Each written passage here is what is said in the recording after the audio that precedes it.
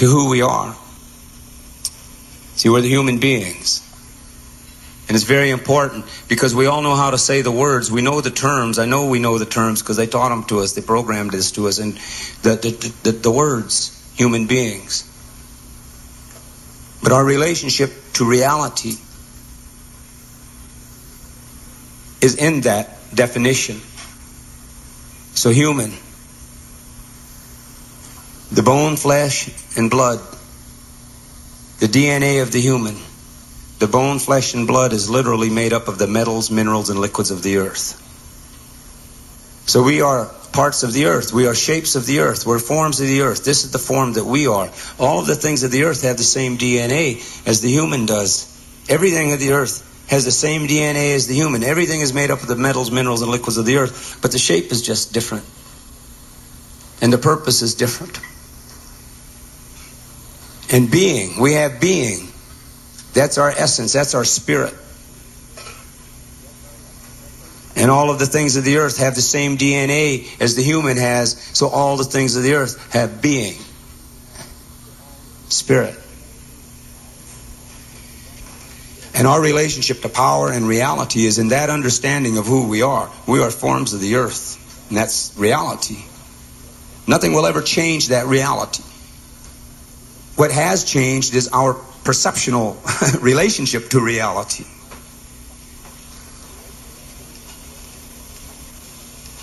And what has happened to us through the millennium and through this whole technologic perception of reality, what has happened to the human beings is, to me, it's like a disease in one way. It's like this thing just kind of spreads. And as it diseases the spirit of the people, it affects the perception of reality. So in one way, it's kind of like that. It's like a possession. But in another way, it's almost like a mechanical thing, this mining process that takes place. And it's almost like this thing that they call technologic civilization, see, is predatory upon our lives. Anybody ever feel something's missing from their life? Like purpose or understanding or self-worth or whatever the deal is? They're mining us.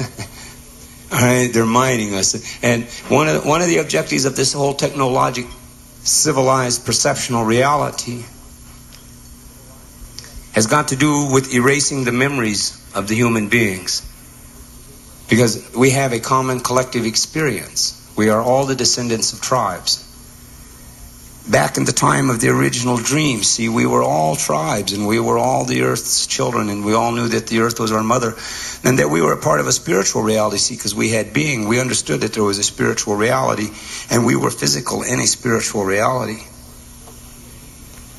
We being who we are today, however we landed in this reality, whoever we are today, we carry the genetic experience of our lineage from the very beginning.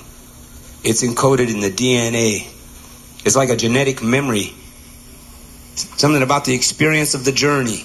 We have it in us. It's like, but anyway, within our genetic memories, somewhere hidden in there, we all come from a people. Every one of us comes from a people that understood that we lived in a spiritual reality. And because we lived in a spiritual reality, every one of our beginning ancestral peoples understood that life was about responsibility. So we were responsible for the past and the future as well as the present. And we understood that all things had being. So we knew who we were, we understood what we were saying, and we knew where we were. We knew our purpose.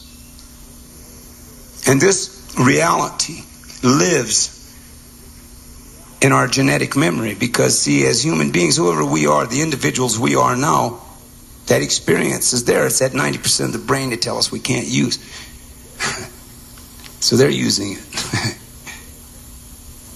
We all understand that in this technologic reality that we live, this technologic dimensional reality that we live in, we understand that they can take the DNA of the earth that is called uranium in that shape and form. So they can take that DNA of the earth that is uranium and it has being, spirit, and they can take it from the earth and they put it through a mining refinement process and convert the being part of that uranium into a form of energy, electrical energy, that they call power. And in a way it is power, but in reality it's a mutated form of power.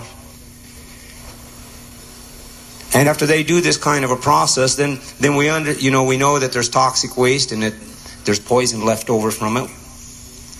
And we know they do it with fossils.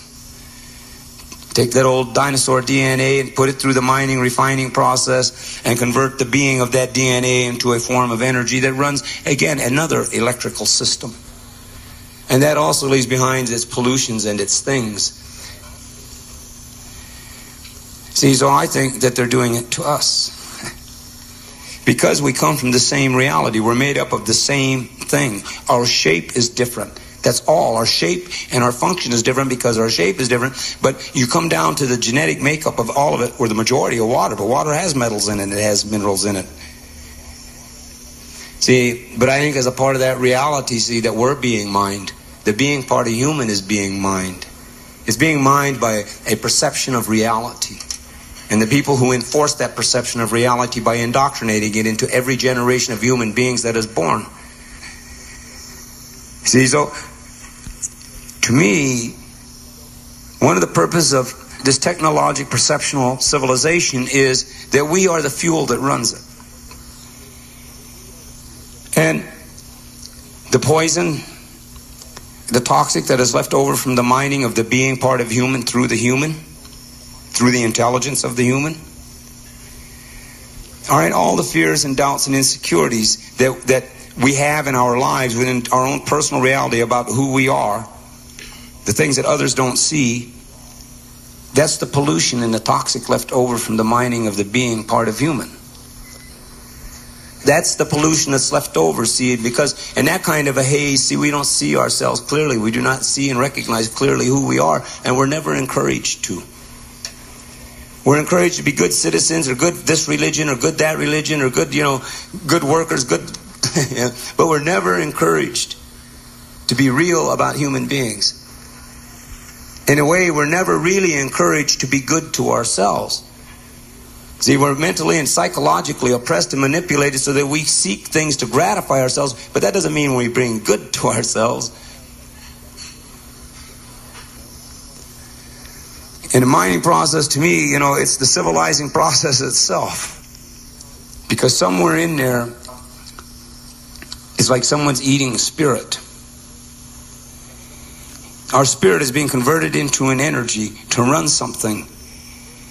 All right, and it's like it's eating our spirit. See, and everyone has their religions and their stuff. See, but it makes me wonder, how do we participate in this spiritual reality if we live in a mechanism now where the human has been conditioned and trained to eat its own spirit and turn it into fuel for this system?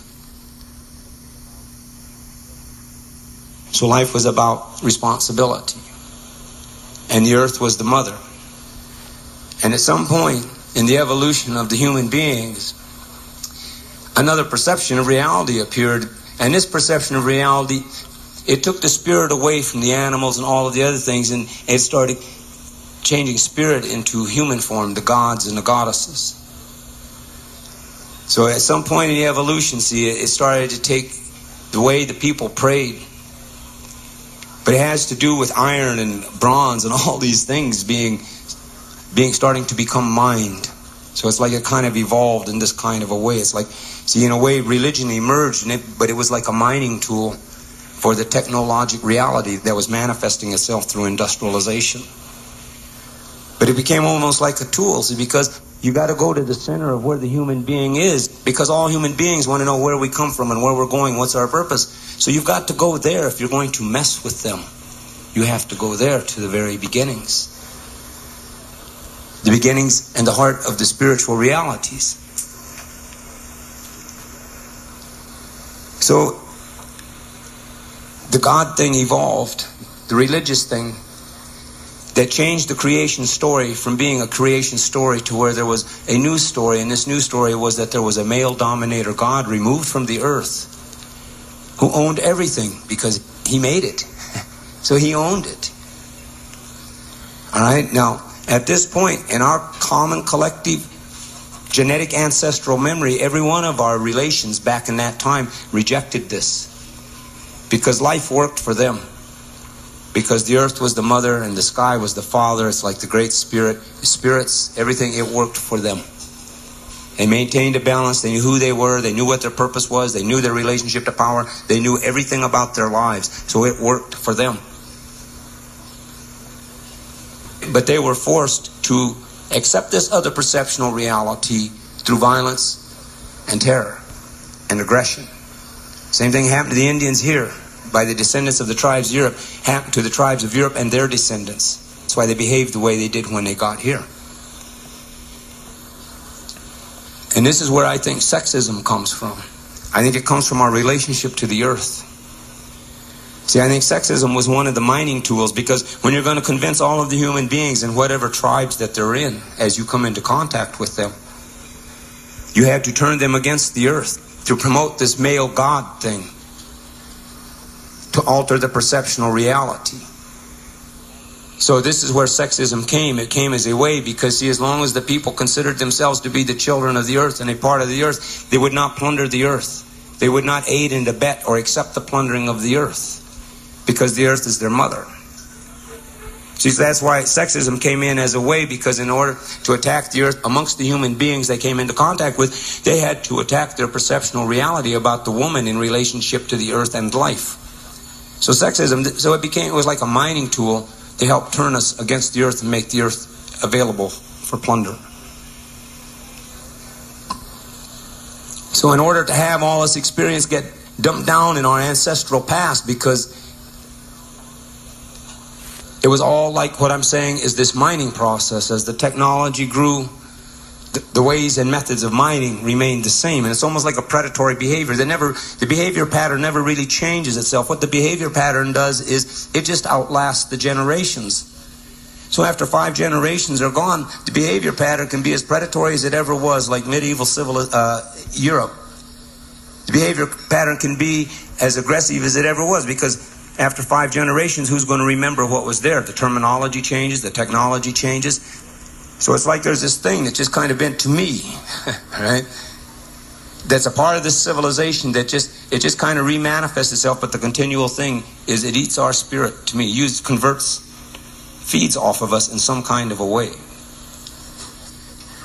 See, this is why it's important to separate everybody from any ancestral understandings and teachings, because see, they don't want anybody to know this. So everybody thinks they got hope. And the thing continues to spread, because you women, look at what the women's suffrage was in the 1800s. So now you have the right to vote, and you made certain little gains, but see, it's still the same war. And the concessions are given very slowly. And it's this way with labor, it's this way with all of the things. But anyway.